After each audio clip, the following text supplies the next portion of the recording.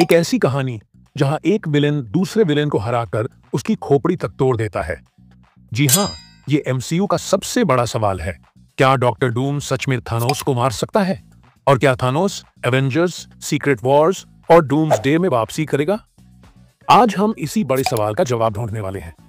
कहानी में ऐसा ट्विस्ट है कि आपका दिमाग घूम जाएगा। तो वीडियो को आखिर तक देखना, क्योंकि ये पावरफुल मुकाबला सिर्फ फिजिकल स्ट्रेंथ का नहीं, बल्कि दिमाग और मैजिक का भी है।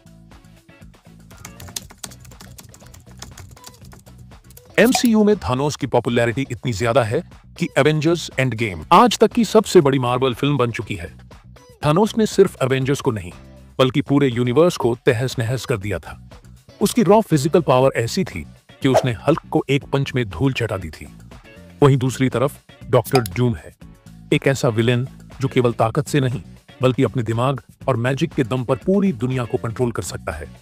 वो केवल एक डिक्टेटर नहीं है, बल्कि लेटवेरिया का रूलर और साइंस और मैजिक का मास्टरमाइंड है। लेकिन सवाल ये है, अगर इन दोनों का सामना हो तो कौन जीतेगा? सबसे पहले बात करते हैं थानोस की ताकत की। वो टाइटन ग्रह पर पैदा हुआ था और बिना किसी इन्फिनिटी स्टोन के भी इतना पावरफुल था कि पूरे एवेंजर्स को अकेले संभाल सकता था। इन्फिनिटी वॉर में उसने हल्क को हराया और एंड गेम राइस में एवेंजर्स के पूरे प्लान को तहस नहस कर दिया। लेकिन उसकी सबसे बड़ी कमजोरी है मैजिक। डॉक्टर स्ट्रेंज ने उसे मैजिक से लगभग हराने की कगार पर ला दिया था। अगर थानोस के पास इन्फिनिटी स्टोन्स ना हो तो मैजिक यूज करने वाले किसी भी सुपर हीरो या विलेन के सामने उसकी हालत खराब हो सकती है। अब आते हैं डॉक्टर डूम पर। डॉक्टर डूम केवल एक इंसान है, लेकिन वो साइंस और मैजिक का ऐसा मास्टर है कि उसने अपने दम पर गॉड लेवल पावर हासिल कर ली। कॉमिक्स में उसने बियॉन्डर से उसकी ओमनीपोटेंट पावर छीन ली थी और सीक्रेट वॉर्स की स्टोरी लाइन में वो गॉड एम्परर बन गया और 8 सालों तक बैटल वर्ल्ड पर राज किया। लेकिन डॉक्टर डूम की सबसे बड़ी कमजोरी ये है कि उसकी ताकत हमेशा फ्लक्चुएट करती रहती है।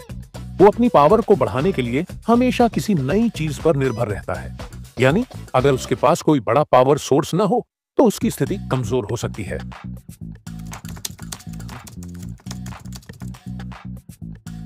अगर हम सिर्फ रॉ फिजिकल स्ट्रेंथ की बात करें तो थानोस डॉक्टर डूम के आराम से हरा देगा। थानोस ने हल्क और थॉर को हराया, उसने कई प्लैनेट्स पर कब्जा किया। लेकिन अगर हम ब्रेन और मैजिक की बात करें तो डॉक्टर डूम थानोस को कड़ी टक्कर दे सकता है।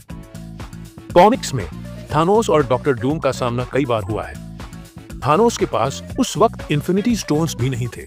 उसने डॉक्टर डूम को कमजोर समझकर उसके सामने झुकने से मना कर दिया।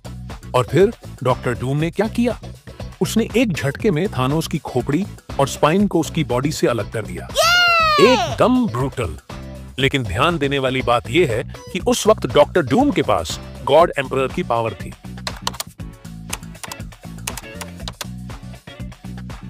अब एमसीयू की बात करें तो सीक्रेट वॉर्स और डूम्सडे में क्या होगा? क्या थानोस वापस आएगा? और अगर आया तो क्या डॉक्टर डूम उसे हरा पाएगा? एमसीयू में हर सिचुएशन अलग होती है। अगर डॉक्टर डूम को गॉड एम्परर की पावर मिलती है तो वो थानोस को हरा सकता है।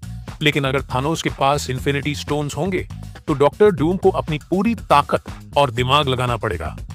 एक बात पक्की है, सीक्रेट वॉर्स में हमें ये महाकाव्य लड़ाई देखने को जरूर मिलेगी और ये एमसीयू की अब तक की सबसे बड़ी मूवी बन सकती है। तो आखिरकार क्या डॉक्टर डूम थानोस को हरा सकता है? अगर थानोस के पास इन्फिनिटी स्टोन्स नहीं है तो डॉक्टर डूम के पास बड़ा चांस है। लेकिन अगर स्टोन्स हैं तो मामला मुश्किल हो जाएगा। एमसीयू इस लड़ाई को कैसे दिखाएगा ये देखना बाकी है। लेकिन एक बात तय है, सीक्रेट वॉर्स और डूम्सडे में हमें ऐसी लड़ाइयां देखने को मिलेंगी जो हमें दिमागी और विजुअल दोनों तरीकों से झकझोर देंगी। तो दोस्तों, आपको क्या लगता है, कौन जीतेगा, डॉक्टर डूम या थानोस? अपनी राय कमेंट्स में जरूर बताएं। और अगर वीडियो पसंद आई हो तो लाइक, शेयर और सब्सक्राइब करना मत भूलना। मैं हूं फैक्ट बॉस, तो फिर मिलता हूं आपसे अगली वीडियो में। और याद रखिए, हर कहानी का एक हीरो होता है, लेकिन कभी कभी विलेन कहानी का असली स्टार बन जाता है।